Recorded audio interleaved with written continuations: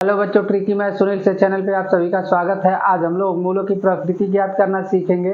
तो मूलों की प्रकृति ज्ञात करने के लिए जो फार्मूला आता है d बराबर बी स्क्वायर माइनस 4ac, यहाँ पर देखेंगे तो d बराबर बी स्क्वायर माइनस 4ac ये फार्मूला होता है।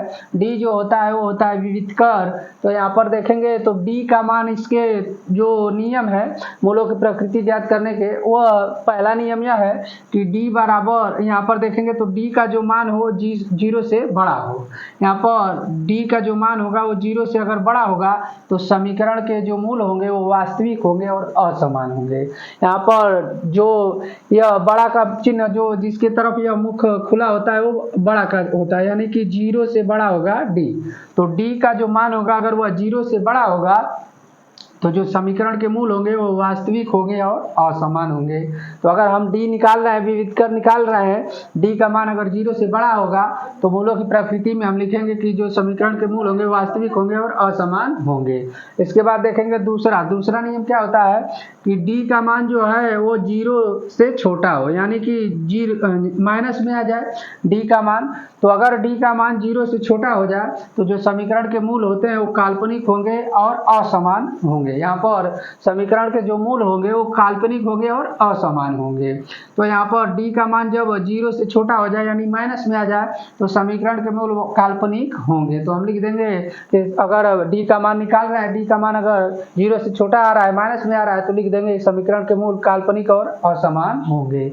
उसी तरह तीसरा नियम देखेंगे कि d का मान जब जीरो के बराबर आ जाए, d का मान जब जीरो के बराबर आ जाएगा तो समीकरण के दोनों मूल समान होंगे। तो समीकरण के जो मूल होंगे वो समान होंगे। तो यह तीन नियम है। एक नियम है कि d का मान जीरो से बड़ा होना चाहिए तो समीकरण के मूल वास्तविक और असमान होंगे। जब दूसरा है d का मान जीरो से जब छोटा आ जाए तो समीकरण के मूल काल्पनिक होंगे। और तीसरा है d बराबर जीरो, यानी कि दोनों का मान जीरो के बराबर आ जाए d का मान तो समीकरण के मूल दोनों मूल समान होंगे। तो अगर हम देखें तो यहाँ पर उदाहरण में तो समझे यह समीकरण दिया हुआ है x square minus 14 x minus 120 बराबर जीरो के मूलों की प्रकृति ज्ञात करें। तो यहाँ पर मूलों की प्रकृति ज्ञात करना है। तो अगर हम इसकी तुलना करें A X square plus B X और प्लस सी बराबर जीरो, तो यहाँ पर देखेंगे तो ए का मान हमारा हो जाएगा 1 और यहाँ पर बी का मान हो जाएगा माइनस का 14 और यहाँ पर लेंगे b का मान माइनस का 14, तो b का मान हो जाएगा हमारा माइनस का 14 और c का मान हो जाएगा हमारा माइनस का 120। अब यहाँ पर देखेंगे फार्मूला है d बराबर बी स्क्वायर माइनस 4ac। इस फार्मूले का प्रयोग करेंगे तो d बराबर b का मान देखेंगे तो d बराबर बी स्क्वायर माइनस 4ac। अब यहाँ पर b का मान देखेंगे तो यहाँ पर b का मान हमें माइनस का 14 है तो इसमें रख देंगे माइनस का 14 और इसका कर देंगे वर्ग, माइनस 4 गुणे a का मान देखेंगे तो 1 है तो यहाँ पर रख देंगे गुणे 1 गुणे c का मान देखेंगे तो माइनस का 120 है तो यहाँ रख देंगे माइनस का 120, तो माइनस का 120 हो जाएगा।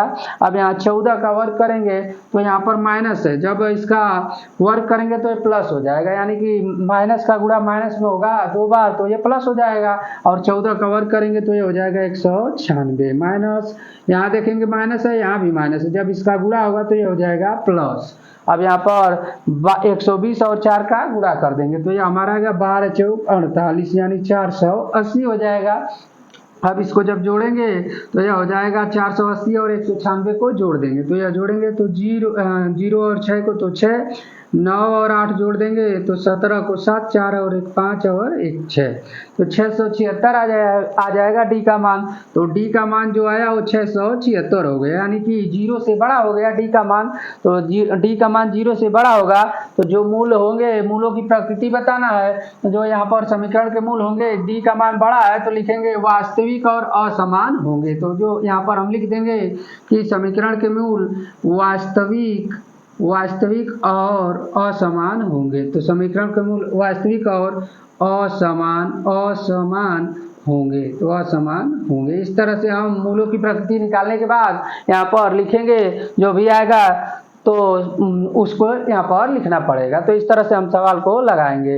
आगे हम लोग प्रश्नावली में इसके मूलों की प्रकृति ज्ञात करने पे बहुत सारे सवाल दिए हुए हैं 4.3 में। तो आगे हम लोग अगले वीडियो में प्रश्नावली के सवाल देखेंगे। तो इस तरह से हम मूलों की प्रकृति ज्ञात करते हैं। अगर आपको ये वीडियो अच्छा लगा हो, चैनल को सब्सक्राइब जरूर करें।